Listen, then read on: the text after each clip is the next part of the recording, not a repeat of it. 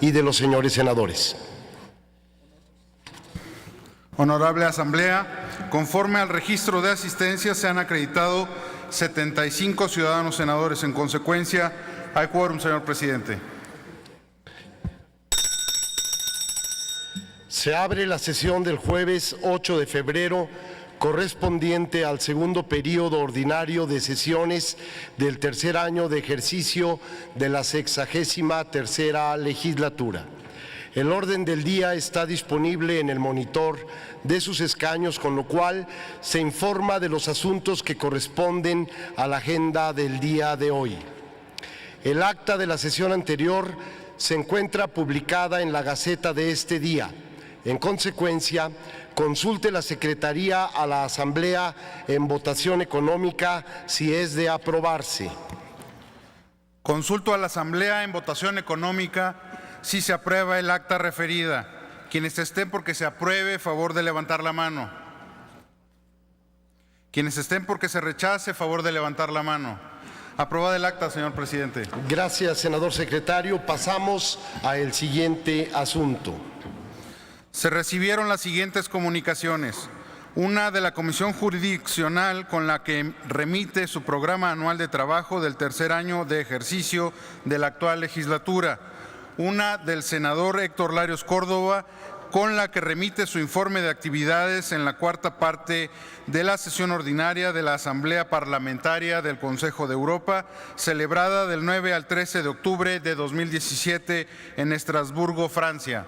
Una de la Comisión de Seguridad Pública, con la que remite su informe de actividades del primer año ordinario de sesiones del tercer año de ejercicio de esta legislatura, y una de la senadora Marta Tagle Martínez, con la que remite la agenda legislativa ciudadana que impulsará en el segundo periodo ordinario de sesiones del tercer año de ejercicio de esta 63ª legislatura. La Asamblea ha quedado enterada de todas las comunicaciones, por lo que hace a la agenda legislativa de la senadora Tagle, remítase copia a la Junta de Coordinación Política. Siguiente asunto.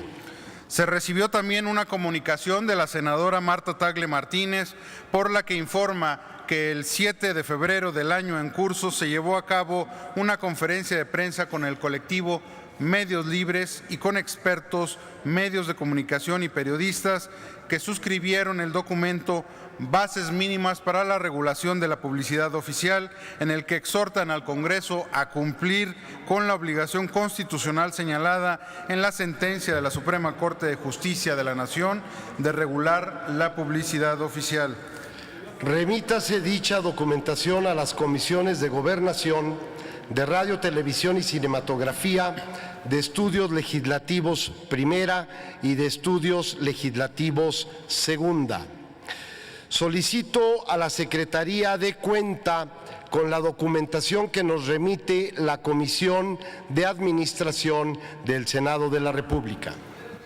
Para los efectos de los artículos 66, inciso G, y 99 de la Ley Orgánica del Congreso General, se recibió de la Comisión de Administración del Senado el proyecto de presupuesto de dietas, honorarios, sueldos y gastos para el mes de febrero del año en curso. Doy cuenta. Presupuesto de dietas, honorarios, sueldos y gastos de la Honorable Cámara de Senadores para el mes de febrero de 2018. Servicios personales, 230,499,680 pesos. Materiales y suministros, 43,094,941 pesos. Servicios generales, 151,695,992 pesos. Ayudas y subsidios, 1,242,766,000 pesos. Bienes muebles e inmuebles, 855,600 pesos. Total, 427,389,039 pesos. Ciudad de México, 24 de enero de 2018. Es todo, señor presidente. Gracias, senador secretario. Está a la consideración de la Asamblea el proyecto de presupuesto. Por no haber quien haga uso de la palabra, consulte la Secretaría a la Asamblea en votación económica si es de aprobarse. Consulto a la Asamblea en votación económica si es de aprobarse el proyecto de presupuesto para el mes de febrero del año en curso. Quienes estén por la afirmativa, favor de levantar la mano. Quienes estén por la negativa, favor de levantar la mano. Aprobado, señor presidente. Gracias, senador secretario. Aprobado el presupuesto de la Cámara de los Senadores para el mes de febrero del año 2018. Pasamos al siguiente asunto. Para los efectos del artículo 99 de la Ley Orgánica del Congreso General, también se recibió de la Comisión de Administración el informe del presupuesto ejercido al mes de diciembre de 2017. Doy cuenta. Presupuesto ejercido por la Honorable Cámara de Senadores al mes de diciembre de 2017. Servicios personales, 2,809,106,403 pesos. Materiales y suministros, 72,660,467 pesos. Servicios generales, 1,533,701,607 pesos. Ayudas y subsidios, 9,755,945 pesos. Bienes muebles e inmuebles, 122,210,278 pesos. Inversión pública, 51,023,947 pesos. Total, 4,598,458,647 pesos. Ciudad de México, 24 de enero de 2018. Es todo, señor presidente. Gracias, senador secretario. Esta asamblea ha quedado debidamente enterada. Honorable asamblea, pasamos ahora al apartado de presentación de iniciativas. Recibimos de la senadora Ana Lilia Herrera Ansaldo, del Grupo Parlamentario del Partido Revolucionario Institucional, un proyecto de decreto por el que se declara el día 19 de noviembre de cada año como Día Nacional de la Mujer Emprendedora, el cual se turna a las Comisiones Unidas para la Igualdad de Género y de Estudios Legislativos Primera. Corresponde ahora el uso de la palabra al senador José de Jesús Santana García, del Grupo Parlamentario del Partido Acción Nacional, para presentar un proyecto de decreto que reforma el artículo 41 constitucional en materia de registro de partidos políticos. Senador Santana, la tribuna lo espera.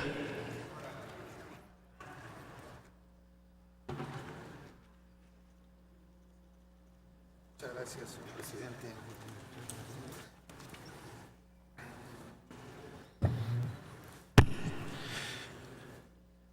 Muchas gracias, señor presidente. Octavio Pedrosa, miembros de la mesa directiva, compañeros senadores. Anular el voto de manera intencional, es decir, el voto blanco, es considerado como una forma de expresión de la ciudadanía que indica el descontento por el sistema de partidos políticos que existe en nuestro país.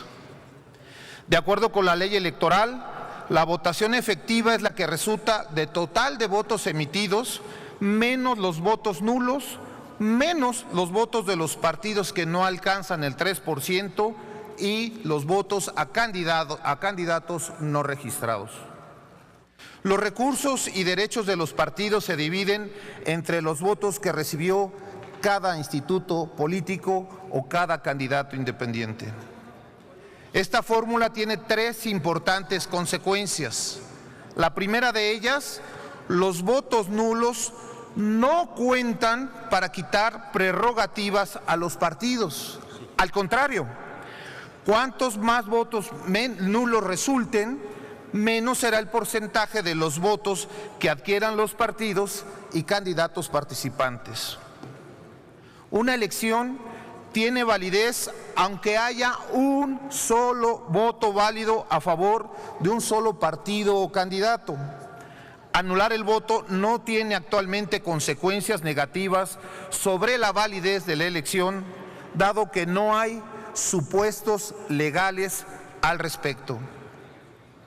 El abstencionismo o anulación de votos hace que los partidos con mayor número de recursos aumenten el valor de sus votos en la división que representan los recursos y sobre todo en sus prerrogativas. El año pasado, el Instituto Nacional Electoral realizó un estudio muestral sobre las características del voto nulo en las elecciones en nuestro país. Se trata del tercer estudio de este tipo que realiza esta institución tan importante para validar la democracia en nuestro país. El primer estudio fue con motivo de las elecciones del 2009. En aquella ocasión se encontró que más de 1.800.000 votos fueron anulados. Esto representó el 5.1%. De ese 51%, del 5.1%, 64% se anularon de manera intencional. Repito, 64% se anularon de manera intencional, mientras que el 36% fueron anulados por error debido a una posible confusión del electorado al momento de emitir su sufragio. Para el año 2012 se encontró que en las elecciones de diputados federales se registraron más de 2.5 millones de votos nulos, que equivalen a un 4.7%, de los cuales 56% fueron anulados por error y 44% de manera intencional. En la pasada elección del 2015, el porcentaje de votos nulos fue del 4.8%. La cantidad de votos anulados ascendió a 1.9 millones de votantes. En esta ocasión, el 65% se anularon de manera intencional. El estudio sobre el voto nulo también se encontró en la tendencia de anular los sufragios de forma premeditada. Es 4 veces mayor en las secciones urbanas que en las secciones rurales. El ejercicio del voto es un acto cívico a través del cual cada elector expresa su sentimiento de pertenencia a una comunidad, ejerce un derecho humano y cumple con un deber ciudadano. Constituye también una de las manifestaciones de la ciudadanía más importantes y trascendentes dentro de un sistema democrático. Es por ello que no podemos decir que hay democracia sin voto. De ahí es necesario comprender que el voto no solo sirve para elegir autoridades, sino que también sirve para sostener y cambiar un sistema democrático. El día de la elección, cada elector está cumpliendo una función pública, está poniendo un grano de arena para que las instituciones continúen funcionando y para que la democracia, aún con sus deficiencias, siga existiendo. La práctica del voto nulo es uno de los desafíos de los sistemas democráticos, pues el ejercicio del sufragio constituye una de las manifestaciones políticas más sensibles de la ciudadanía. Los que anulan su voto se toman la molestia de levantarse, de arreglarse, de acudir a sus actos religiosos y después acudir a las urnas simplemente para anular su voto, en lugar de votar por cualquier candidato o partido, simplemente lo anulan. De hecho, el convencimiento sobre el voto nulo es una decisión ciudadana de rebeldía, pero también de rechazo a las opciones políticas existentes. Hoy, en México, si el elector anula su voto, no tiene ninguna consecuencia, ni política ni jurídica. De ahí que presento esta iniciativa, compañeros senadores, público en general, precisamente para establecer una consecuencia legal y política a la anulación del voto. A mayor cantidad de votos nulos, menor dinero a los partidos políticos que no superen la cantidad de los votos anulados. La idea de esta iniciativa es, por supuesto, empoderar al ciudadano, darle un instrumento jurídico político para llamar la atención a los partidos políticos cuando nos alejemos de los ciudadanos, cuando incumplamos nuestras promesas. Es un incentivo para que los partidos volvamos a la sociedad. Es un estímulo para que los partidos nos acerquemos más a la gente y la representemos como realmente se merece. Que cuidemos, repito, que cuidemos los perfiles de nuestros candidatos, que nuestra oferta política sea cercana a las necesidades y aspiraciones del ciudadano, que políticos y partidos cumplamos nuestras ofertas prometidas y no permitir que la inconformidad se traduzca en decisiones que no necesariamente reflejen lo que nuestro país necesita.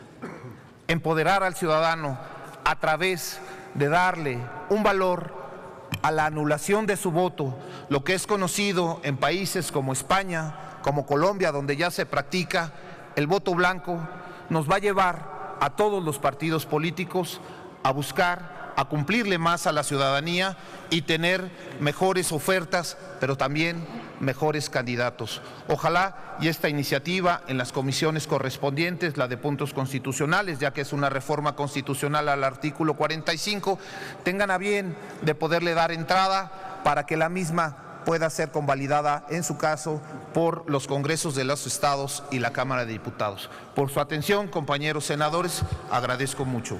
Gracias, señor presidente. Muchas gracias, senador José de Jesús Santana García. Túrnese a las comisiones unidas de puntos constitucionales, de gobernación y de estudios legislativos segunda. ¿Con qué objeto, senadora Marta Elena García? Perdón, sonido en el escaño de la senadora. Ahora sí, senadora. Para pedirle al senador si podemos sumarnos a su propuesta. Senador Santana, la senadora Marta García está solicitando su anuencia para suscribirla. Quiero suponer que en el mismo sentido, las y los senadores que están levantando la mano, solicito a servicios parlamentarios tomen nota de las senadoras y de los senadores que así están manifestando su intención de acompañar la iniciativa del senador Santana. Gracias, senador Santana, por su aquiescencia.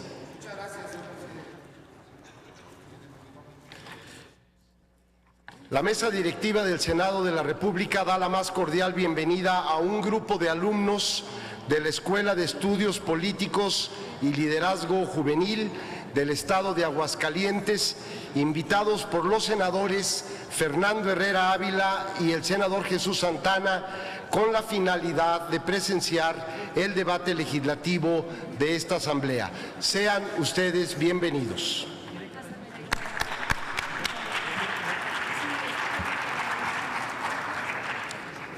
Tiene ahora el uso de la palabra el senador Luis Sánchez Jiménez, a nombre de las senadoras y los senadores del Grupo Parlamentario del Partido de la Revolución Democrática, para presentar proyecto de decreto por el que se reforman y adicionan diversas disposiciones de la Ley Orgánica del Poder Judicial de la Federación en materia de tribunales laborales unitarios. En uso de la voz, el senador Sánchez Jiménez. Muchas gracias, presidente, compañeras y compañeros.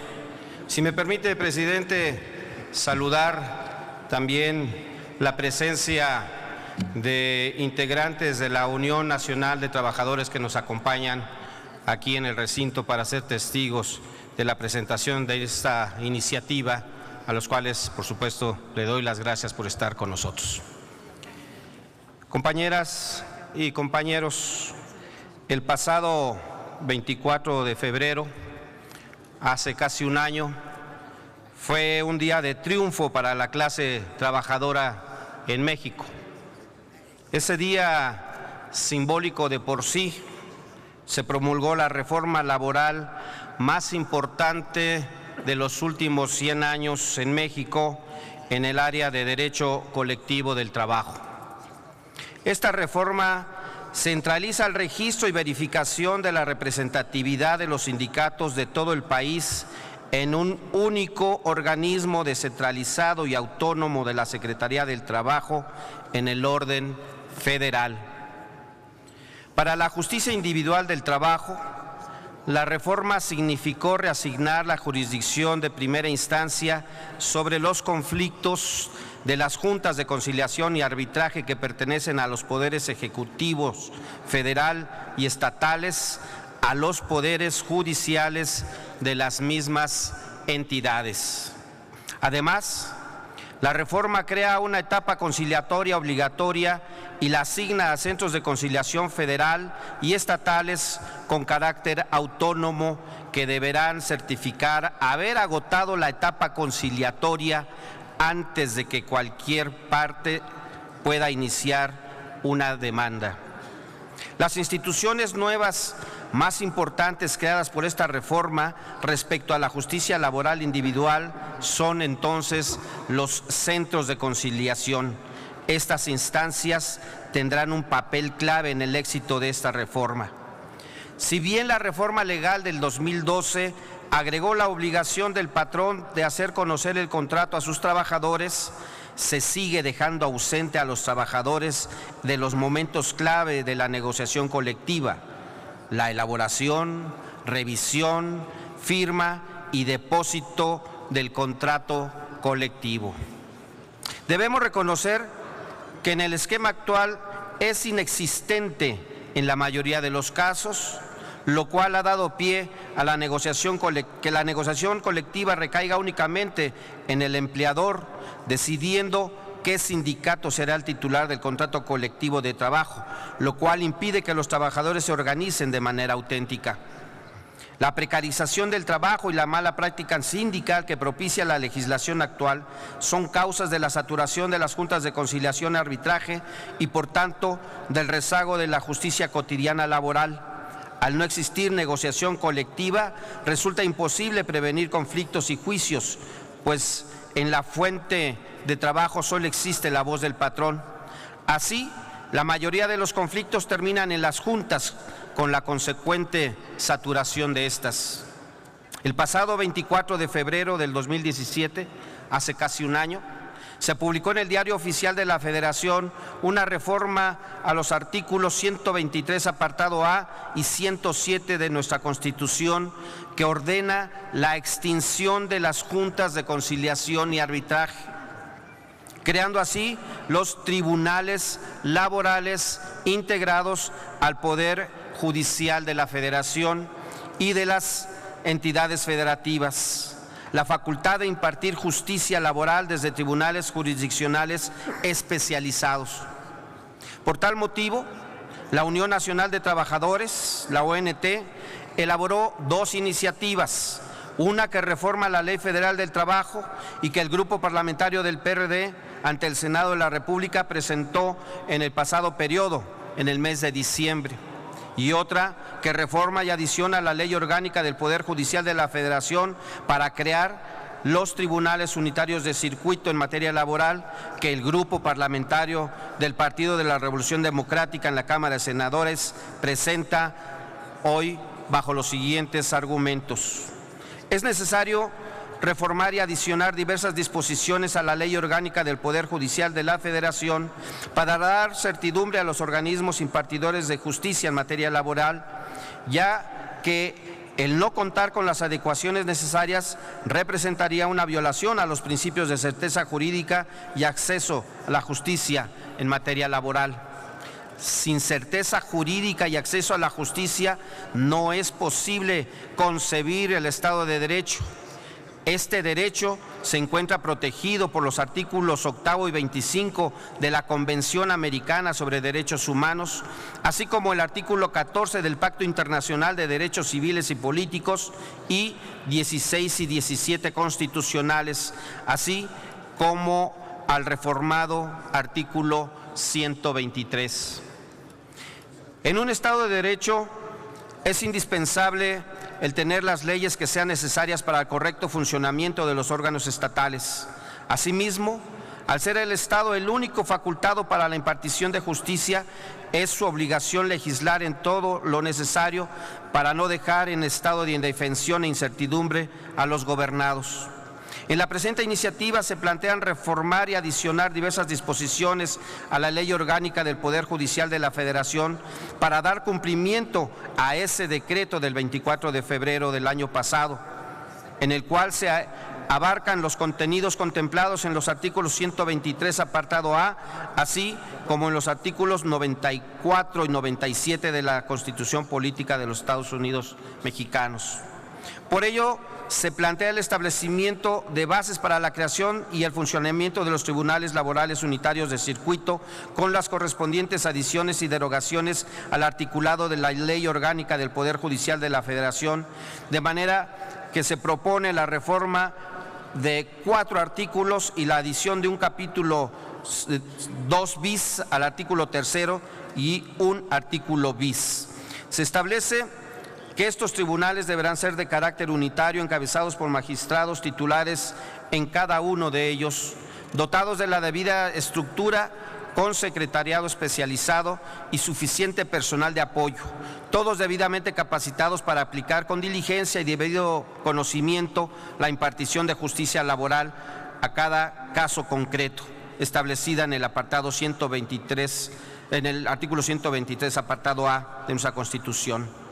En la propuesta que aquí presentamos se adiciona el artículo 1 de la Ley Orgánica del Poder Judicial de la Federación para incorporar la figura de los tribunales laborales unitarios de circuito como parte del Poder Judicial de la Federación. Se plantea la adhesión de un artículo donde se dará certeza de la figura de los tribunales laborales unitarios de circuito. Estarán integrados por un magistrado y del número de secretarios y actuarios que sean suficientes para garantizar el acceso a la justicia. En cada circuito se podrá incorporar más de un tribunal, según lo crea conveniente el Consejo de la Judicatura Federal. Cuando exista más de un tribunal por circuito, existirá una oficina de correspondencia común que tendrá como obligación recibir, incorporar, registrar las promociones que sean hechas, turnándolas al tribunal que corresponda, según las determinaciones que dicte el propio Consejo de la Judicatura Federal. En dicho capítulo se determinará el proceso a seguir en el caso de falta temporal o definitiva de los magistrados y secretarios, sujetándose a lo estipulado en los artículos 26 y 27 de la Ley Orgánica del Poder Judicial de la Federación y del artículo 123 de la Constitución Política de los Estados Unidos Mexicanos. Se reforma el artículo 37, fracción 1, inciso D de la Ley Orgánica del Poder Judicial de la Federación para dar atribuciones a los tribunales colegiados a fin de conocer sobre las resoluciones o sentencias definitivas dictadas por los tribunales laborales unitarios de circuito del orden federal o por los tribunales federales del orden local y las resoluciones o laudos del Tribunal Federal de Conciliación y Arbitraje de los Trabajadores al Servicio del Estado y sus homólogos de las entidades federativas. La distribución de los tribunales laborales unitarios de circuito será a cargo del Consejo de la Judicatura, quien establecerá su especialización y límite territorial, en tanto que el otorgamiento de licencias a los secretarios y actuarios de los tribunales laborales unitarios de circuito que no excedan por más de 6 meses serán concedidas por el magistrado del tribunal al que estén adscritos. Cuando la licencia exceda el término de 6 meses, será el Consejo de la Judicatura Federal el facultado para concederlas.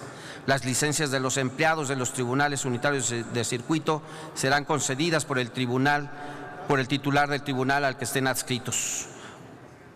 Por lo anterior, es que sometemos a la consideración de este Pleno esta iniciativa que viene a darle el complemento, la sustancia a esta importantísima reforma laboral que en 100 años no se pudo hacer para nuestro país. Con esta reforma, con esta creación de estos tribunales de circuito, estamos convencidos de que vamos a poder darles a las y los trabajadores de México la justicia laboral que ellos han exigido durante muchas décadas. Muchas gracias por su atención. Gracias, presidente. Muchas gracias, senador Sánchez Jiménez. Túrnese a las Comisiones Unidas de Justicia y de Estudios Legislativos. El Senado de la República se complace en recibir a un grupo de personas procedentes de la Unión Nacional de Trabajadores, invitados por el senador Luis Sánchez Jiménez, quienes están presenciando el desarrollo de esta actividad legislativa. Reciban la más cordial bienvenida.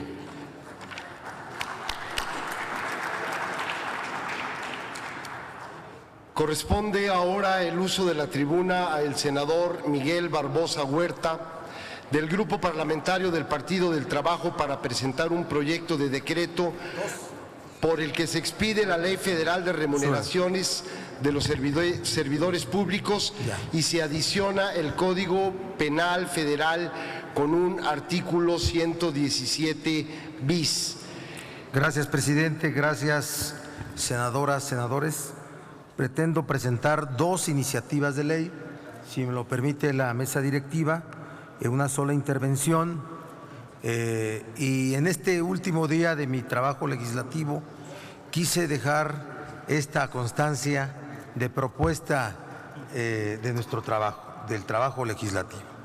Las dos son los hechos de omisiones legislativas gravísimas.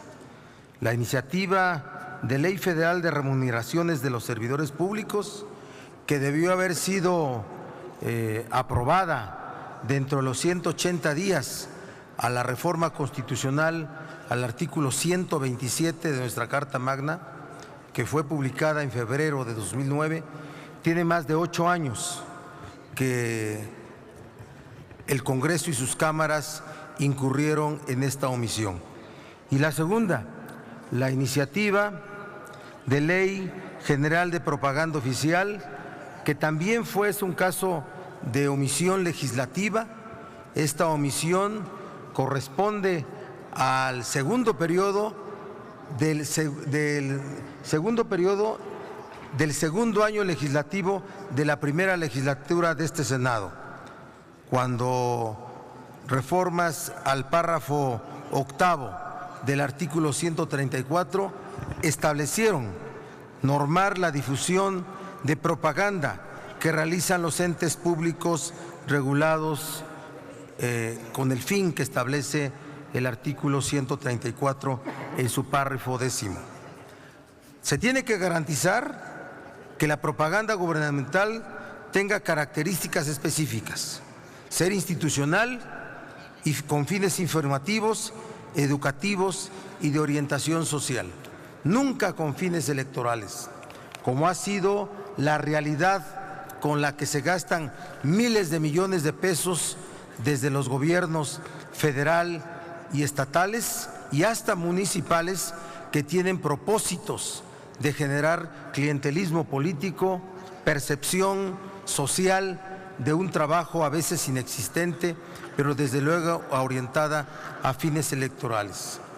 Tengan presente, señores legisladores, que la Corte ya resolvió que si al 30 de abril de este año no hay una ley en esta materia, habrá una omisión que, por cierto, tendrá características muy especiales, porque la consecuencia natural sería la destitución del cargo.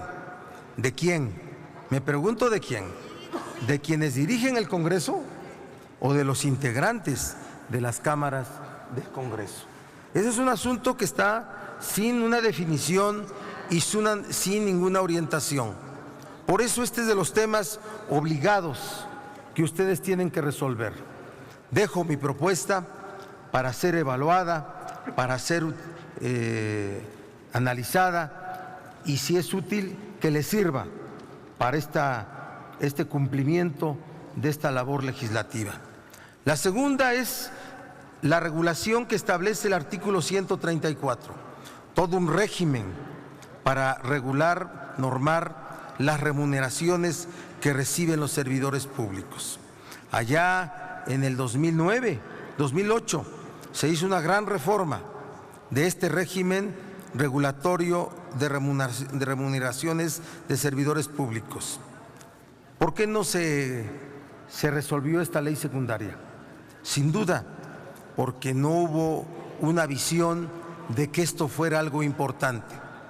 Es muy importante para que la política pueda volver a reivindicar su labor frente a la sociedad, para que el poder público sea útil frente a la sociedad, para que se cambie la mala percepción de la política y los políticos, tiene que haber una regulación de sus percepciones.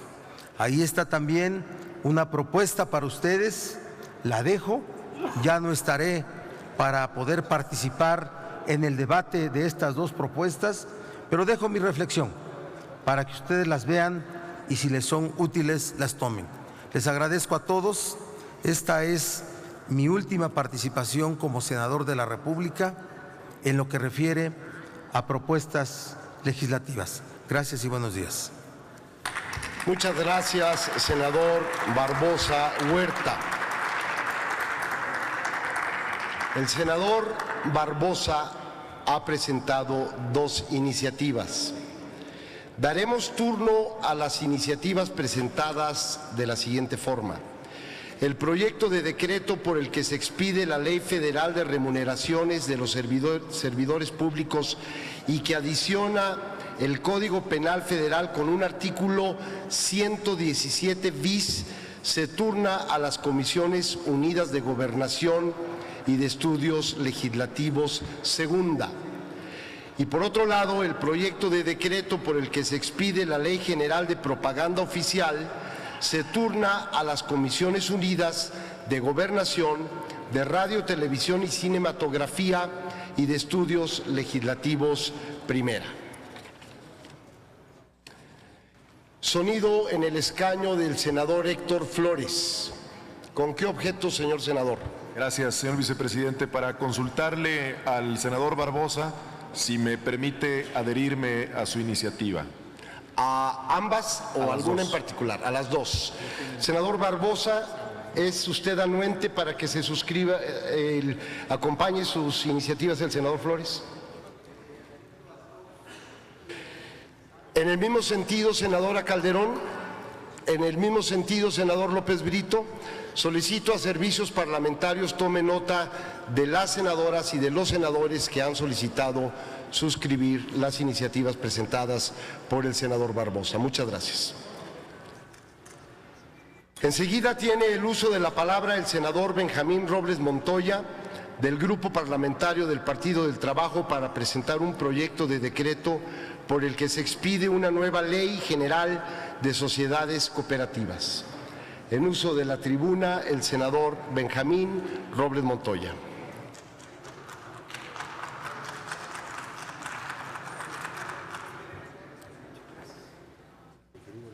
Espero que te hayan pasado el poder enviar un saludo a los integrantes del Consejo. No, pero en este momento lo escucha, gracias.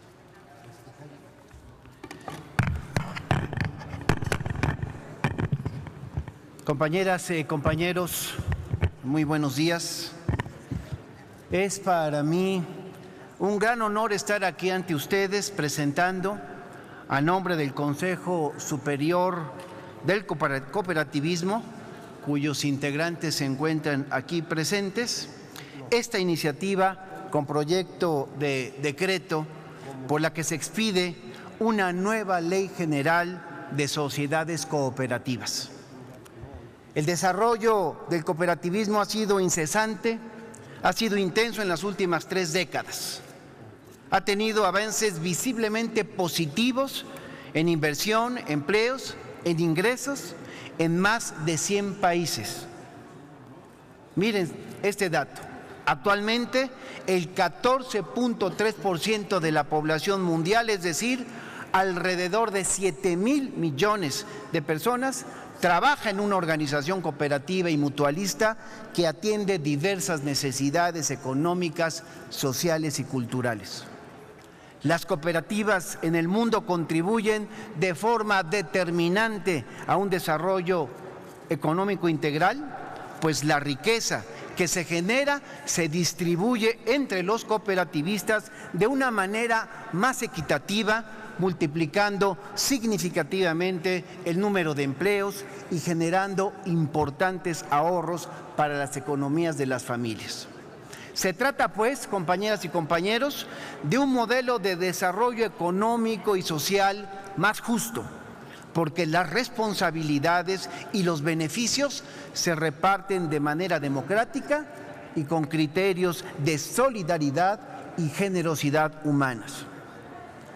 En México, compañeras y compañeros, en México operan miles de cooperativas, en su mayoría de consumo y producción de bienes, participando en ellas más de 10 millones de mexicanas y mexicanos, pero lamentablemente se topan hoy en día con escaso acceso al financiamiento público y privado, lo cual obviamente obstaculiza su funcionamiento y los lleva como un sector a encontrarse, a estar rezagados con respecto a otros países latinoamericanos.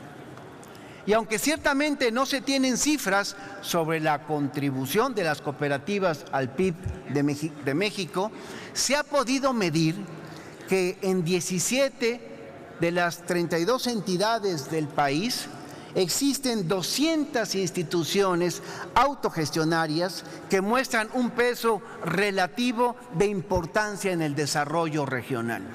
Resulta, por lo tanto, indudable que México necesita redoblar el esfuerzo para fortalecer el mercado interno y otros objetivos, apoyándose en una estrategia de abierta participación solidaria. Sin embargo, hoy vengo a plantear que la ausencia de una política social no asistencialista apremia a dar atribuciones legales a la población socialmente organizada para que pueda constituirse en un agente transformador de cambios en funciones como la producción y el consumo y la promoción del ahorro y el crédito cooperativo nacional. Este proyecto, compañeras y compañeros, este proyecto de Ley General de Sociedades Cooperativas amalgama la necesidad de vincular a nuestro país con el exterior en un conjunto de toma de decisiones obligatoriamente globales. Y lo digo porque para nadie es un secreto que décadas de gobiernos neoliberales han privilegiado el lucro de la banca privada por encima del desarrollo nacional. Han deliberadamente disminuido y han deliberadamente atentado contra el sector social de la economía, particularmente de las cooperativas. Y es por eso que este esfuerzo legislativo resulta de la mayor trascendencia para el futuro del país.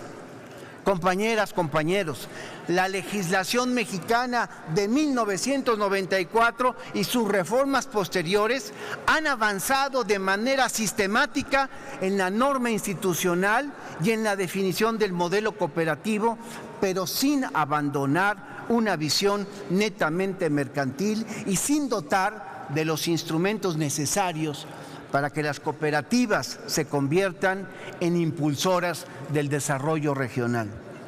El mercado libre no ha podido remontar los desequilibrios inherentes y los márgenes de maniobra para elevar el nivel de bienestar de los mexicanos, que son, al contrario, cada vez más estrechos.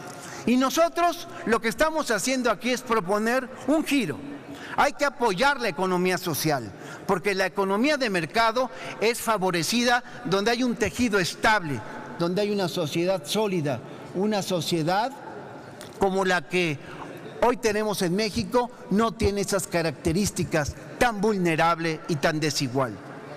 Compañeras y compañeros, en el articulado de este proyecto legislativo se rescata y prevalece la razón implícita de aminorar y reducir los programas asistenciales de bienestar para impulsar la multiplicación popularizada de participación social en cooperativas como una política central de Estado, del Estado mexicano, que tienda a beneficiar a miles, tal vez a millones de socios y sus comunidades, y que por ende sus efectos valorados tanto en una dimensión macroeconómica como de justicia social sean altamente positivos para el presente y para el futuro del país. Me parece que estarán de acuerdo que es deber de todo Estado legislar y definir políticas públicas que faciliten e impulsen la creación y el fortalecimiento de cooperativas, así como la de los demás tipos de empresas que caracterizan a la economía social.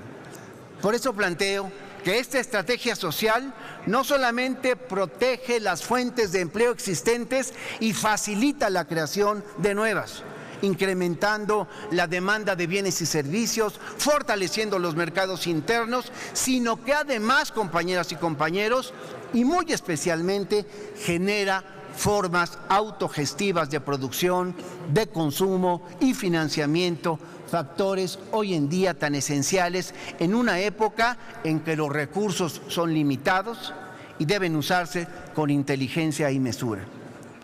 Lo anterior, si lo hacemos, si caminamos en esa ruta, podrá obtenerse de manera estable y consistente si esta soberanía decreta una legislación orientada al hito de una democracia participativa que contribuya a mejorar los niveles de vida de la sociedad y a inducir una política alternativa de desarrollo económico y social responsable y sustentable.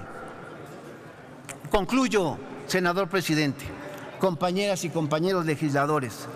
La ley que se presenta queda asentada en una relación de derecho público cooperativo con reglas aplicables a todo el entorno social, con un enfoque universal de cooperativismo moderno, actualizado y con el compromiso irrenunciable del Estado mexicano de observancia y acatamiento. Por todo lo anterior, agradeciendo desde ahora su apoyo en tan noble tarea, me complace en presentar la presente iniciativa con proyecto de decreto por la que se expide una nueva ley general de sociedades cooperativas, lo que hago de la mano del Consejo Supremo de Cooperativas de este país. Es cuanto, senador presidente. Gracias, senador Benjamín Robles Montoya. Túrnese a las Comisiones Unidas de Fomento Económico y de Estudios Legislativos, segunda. Aprovecho para, sonido por favor en el escaño del senador Morón. ¿Con qué objeto, senador? Solicitarle, presidente, que pregunte al senador Benjamín Robles si es tan amable en aceptar también suscribirme a su iniciativa, esta iniciativa tan importante y trascendental para la economía. Con gusto. Senador Robles Montoya. En el mismo sentido, senador Zoé Robledo, solicito a Servicios Parlamentarios tome nota de las y los senadores, el senador Rufo en el mismo sentido, la senadora Lorena Cuellar, que tome nota de las y los senadores que desean suscribir la iniciativa presentada por el senador Benjamín Robles Montoya. Aprovecho para expresar a nombre de la mesa directiva del Senado de la República la más cordial bienvenida a un grupo de personas procedentes del Consejo Superior del Cooperativismo de la República Mexicana, invitados precisamente por el senador Benjamín Robles Montoya. Es un honor para el Senado de la República contar con su presencia. Sean ustedes bienvenidos. Asimismo, la mesa directiva da la más cordial bienvenida a un grupo de alumnos de la Universidad Iberoamericana, invitados por el senador Tereso Medina Ramírez, quienes asisten al Senado de la República con el propósito de fortalecer su formación cívica y su cultura política. Sean ustedes también cordialmente bienvenidos.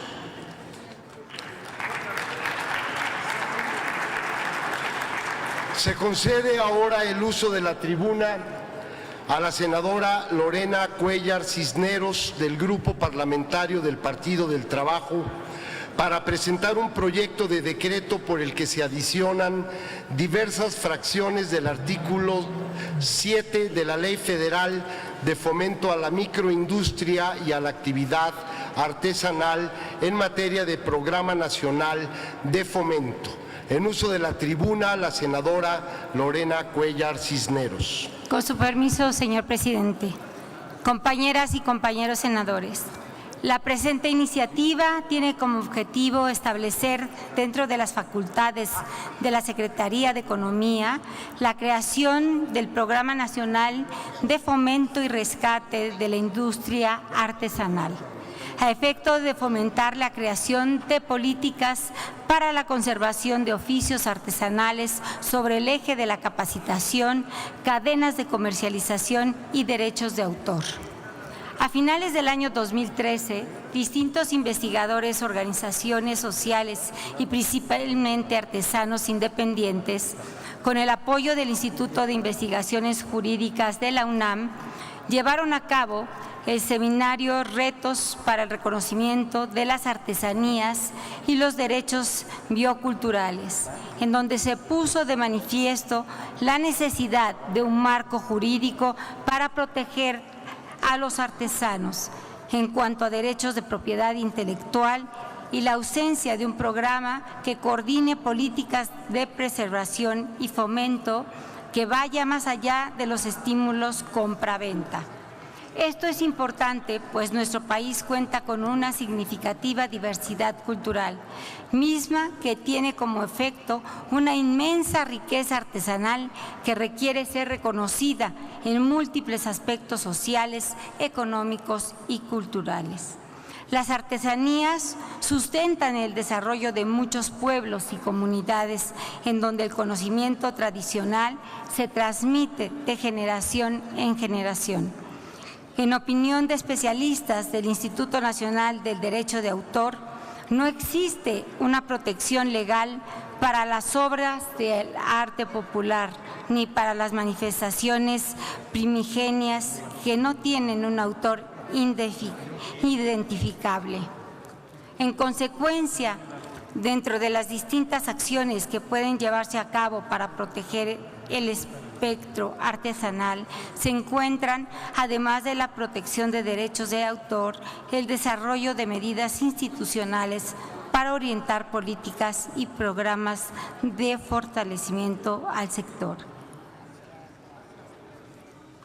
Sin embargo, esto debe llevarse a cabo por medio de cambios sustantivos en la legislación y a través de una autoridad coadyuvante que verdaderamente proteja de manera efectiva los derechos de nuestras y nuestros artesanos. Esto tiene sustento bajo los principios del Convenio de Berna, que protege las obras literarias y artísticas, así como en la experiencia internacional de algunos países que nos hacen llegar a la conclusión de que en México debe establecerse una autoridad encargada de salvaguardar el arte popular, que tenga facultades para autorizar la explotación comercial o el uso de esas obras. Sin embargo, nuestro gobierno ha sido omiso a esa recomendación, en un contexto en el que han hecho falta mecanismos que conjuguen una estrategia efectiva, que genere un programa sectorial en la materia. Esta es la esencia de la presente iniciativa y objeto bajo el cual se busca reformar la ley en comento. Como bien sabemos, tanto el Fondo Nacional de Fomento a las Artesanías como la Comisión Nacional para el Desarrollo de los Pueblos Indígenas tienen como meta saldar la deuda que el Estado mexicano tiene con nuestras comunidades, apoyando a los artesanos que viven en condiciones de pobreza extrema y que preservan técnicas y conocimientos tradicionales. Sin embargo, no podemos continuar con una dinámica que contempla nuestra riqueza artesanal como un simple referente étnico-cultural, pues basta con mantener las formas, los íconos, algunos materiales y pertenecer a una comunidad para institucionalmente decir que se realiza artesanía tradicional y, en consecuencia, los apoyos gubernamentales se centran en fomentar la creación de objetos con el apellido del autor sin un referente milenario o involucrado en una estrategia de política. Las artesanías son reflejo de la diversidad cultural de nuestro país y la vasta cantidad de materiales y técnicas que son usadas para su elaboración, así como el trabajo que es fruto de tradiciones históricas, forman parte de una identidad regional que en su conjunto conforma un patrimonio característico de México. Sin embargo, como hemos visto, el contexto social hace que las y los artesanos enfrentan una serie de obstáculos que les impide desarrollar sus actividades plenamente y los obliga en muchas ocasiones a dedicarse a otros sectores de la economía o a vivir precariamente con ingresos que no son suficientes para satisfacer sus gastos más elementales. Esto ha tenido como consecuencia que nuestra producción e identidad artesanal no explote su potencial por la falta de un marco jurídico que proteja al sector y lo fomente con fines comerciales. De acuerdo con el INEGI, alrededor de 1.800.000 mexicanos son artesanos y más de la mitad de este grupo gana menos de un salario mínimo.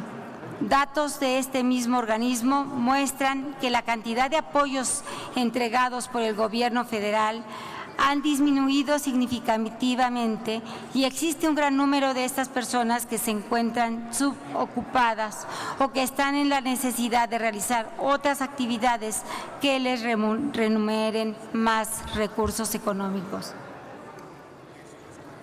Frente a estos problemas, muchos artesanos dejan su labor y se incorporan a otros mercados laborales, llegando incluso a emigrar a otras ciudades, abandonando sus lugares de origen, perdiéndose técnicas de fabricación que han pasado de generación en generación, dando por terminado el legado generacional y cultural que representa tanto su región nativa como para nuestro país.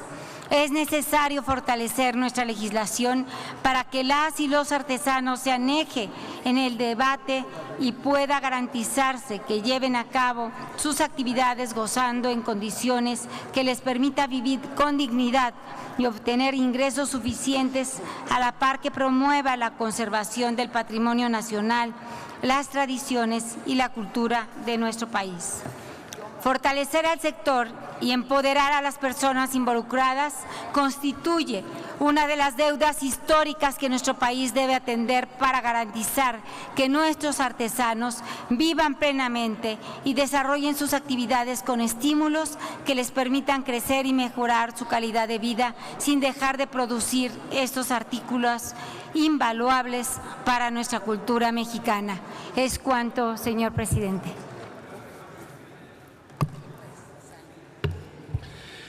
Muchas gracias, senadora Cuéllar Cisneros.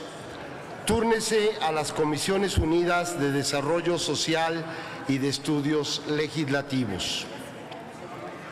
En otro apartado de nuestra agenda, tenemos dictámenes para primera lectura. Solicito a la Secretaría dé cuenta con ellos.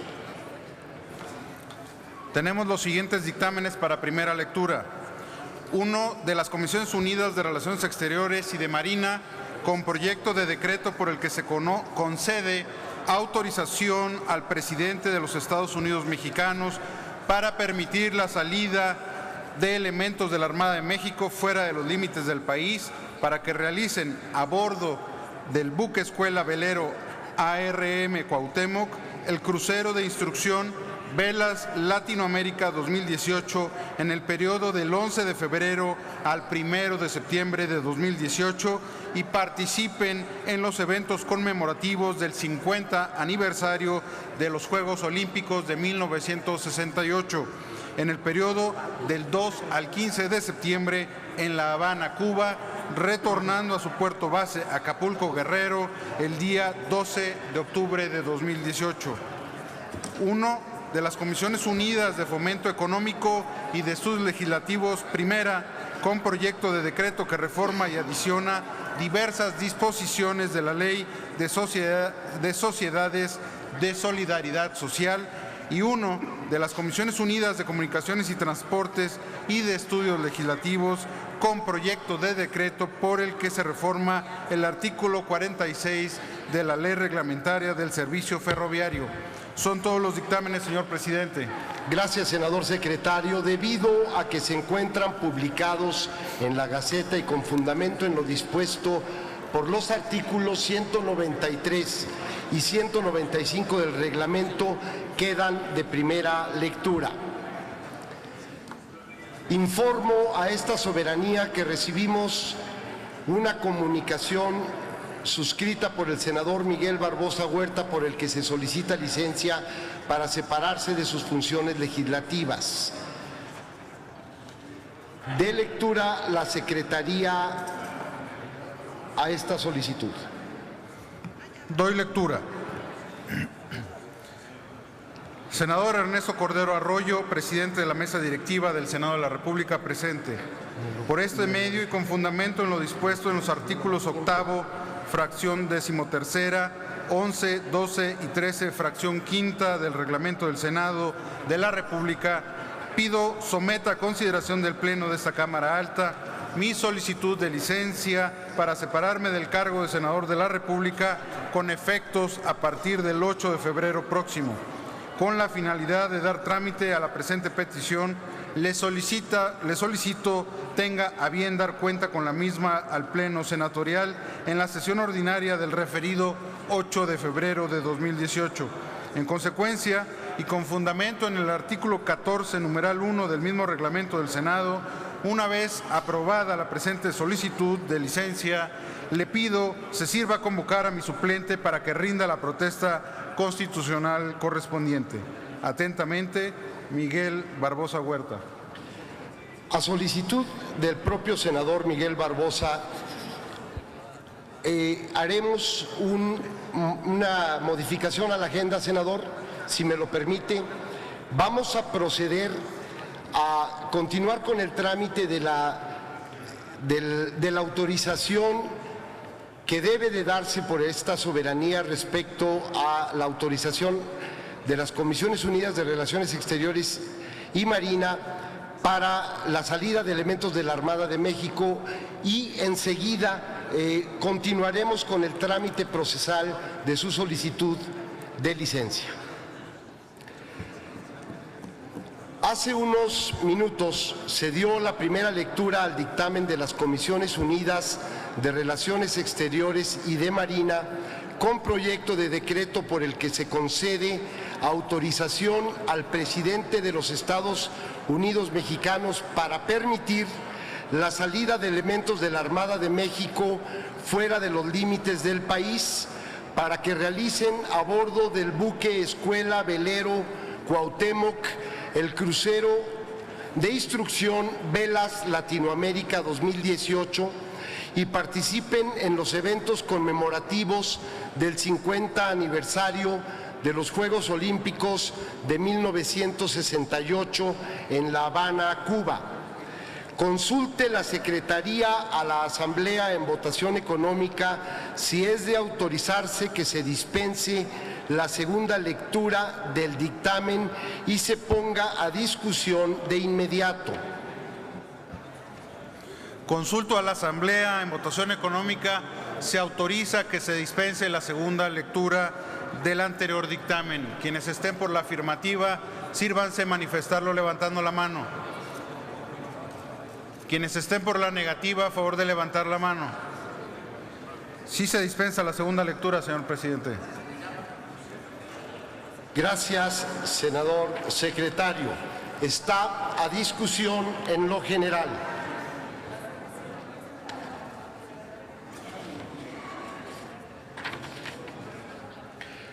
Al no haber oradores registrados, consulto si se desea reservar alguno de los artículos del proyecto de decreto. ¿Desea hacer uso de la palabra, senador Priego? no desea hacer uso de la palabra. Al no haber reserva de artículos ni oradores registrados,